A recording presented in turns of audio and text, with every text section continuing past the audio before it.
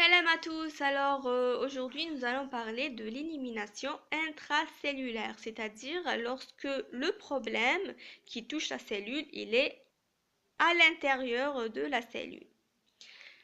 Donc notre immunité va essayer d'éliminer cette cellule afin qu'elle n'infecte pas les cellules avoisinantes. Cette élimination va commencer par la première ligne de défense qui est l'immunité innée. L'immunité innée, elle inclut l'LT gamma delta, qui est la source des cytokines pro-inflammatoires dans l'INF gamma. L'INF gamma va activer les cellules NK, qui elle va essayer de détruire cette cellule infectée, soit directement via les perforines et les enzymes, soit en sécrétant des cytokines. Les perforines et les enzymes, on a vu ce mécanisme lorsqu'on a parlé de l'apoptose. Donc les cellules NK vont sécréter les perforines qui vont perforer, qui vont perforer la cellule et ainsi permettre la rentrée de l'eau. Cette cellule va se gonfler et s'exploser. C'est le choc osmotique. Ou bien via les enzymes. Donc les enzymes vont pénétrer, c'est les perforines, et les enzymes vont pénétrer, elles vont activer les caspases. On aura toute une cascade de signalisation qui va aboutir à l'apoptose. En plus de ces deux systèmes, les perforines et les enzymes, les NK vont sécréter l'INF gamma et le TNF bêta. Donc l'INF gamma, elle va s'auto-activer. Donc l'INF gamma, elle active les NK, elle va s'auto-activer. Et en plus, ces INF gamma, sécrétés par les LT aussi, comme on avait dit, vont engendrer l'activation des macrophages. Mes macrophages vont essayer de détruire cette cellule soit d'une façon indirecte, soit directement.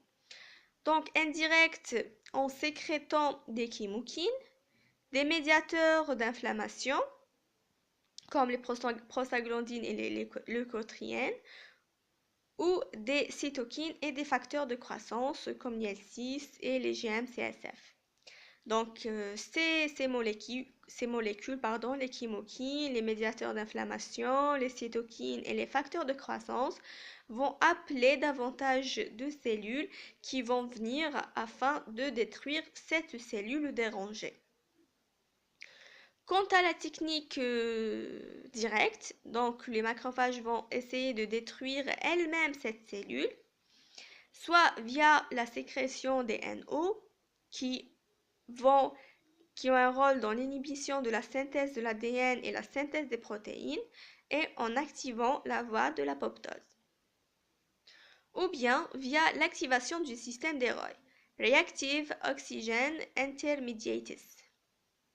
Donc ces ROI, parmi eux on retrouve le H2O2, qui ont un rôle dans la désorganisation de la membrane cytoplasmique et des mitochondries. Donc elle va dégrader la cellule et ses organites, ou bien dans la dégradation des acides nucléiques. Donc elle va vraiment tuer la cellule. En plus des macrophages, NK et les LT gamma delta, on retrouve aussi les neutrophiles.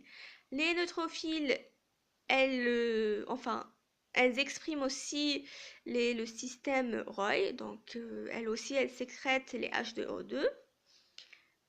Et elles sécrètent aussi des enzymes lectiques, telles les azinophiles, les protéinases, qui vont détruire la cellule qui est dérangée.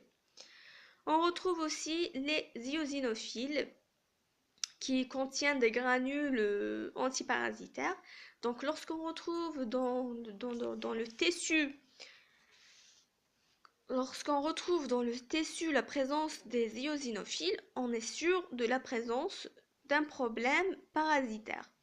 Sachant que les virus, les bactéries, les micro-organismes sont des parasites. Par contre, les cancers, les mutations, c'est pas des parasites. On est d'accord.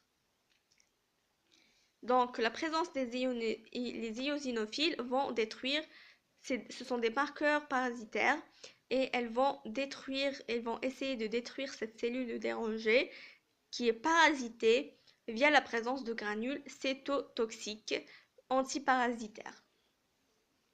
Donc, si l'immunité innée incluant les LT-gamma T, les NK, les macrophages, les neutrophiles et eosinophiles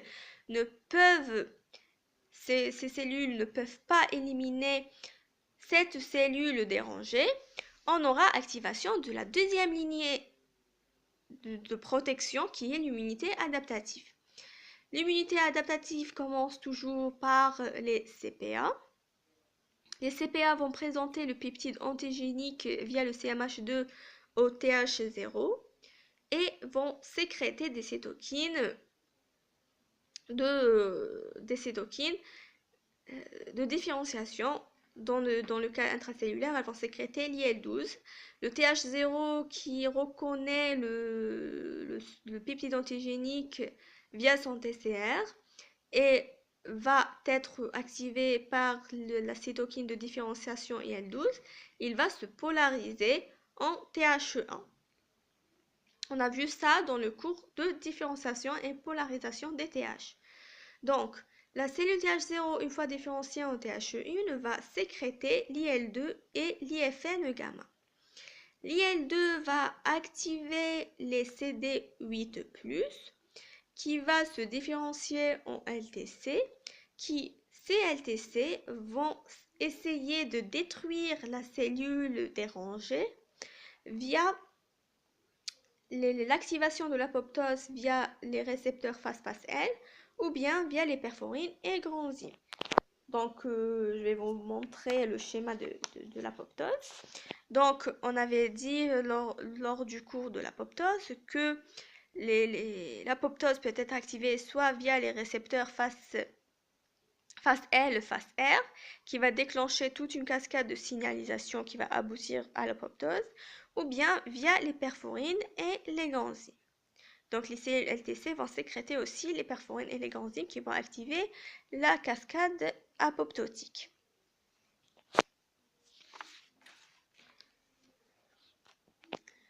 En plus de l'IL-2, le TH1 sécrète l'INF-gamma qui joue un rôle dans l'augmentation de la molécule CMH sur les CPA.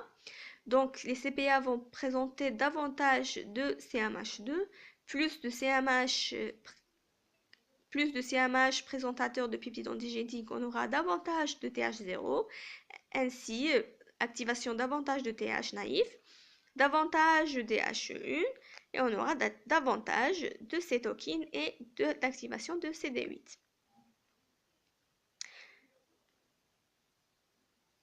L'INF gamma va activer aussi les cellules NKT. Il faut bien confirmer NKT parce que les cellules NK sont des cellules de l'immunité innée, tandis que les cellules NKT sont ceux de l'immunité adaptative. Ces NKT vont sécréter des cytokines telles l'INF-gamma, le TNF, le GM-CSF, l'IL-4, les IL-2. Ces cytokines et facteurs de prolifération, facteurs de croissance, vont activer davantage de CPA. Elles vont activer aussi les cellules NK et les cellules LB. Donc les NKT activent les cellules NK. Ces cellules LB, et vous allez me poser la question, pourquoi LB? Les LB sont à médiation humorale. La médiation humorale, c'est lorsqu'on a un parasite extracellulaire.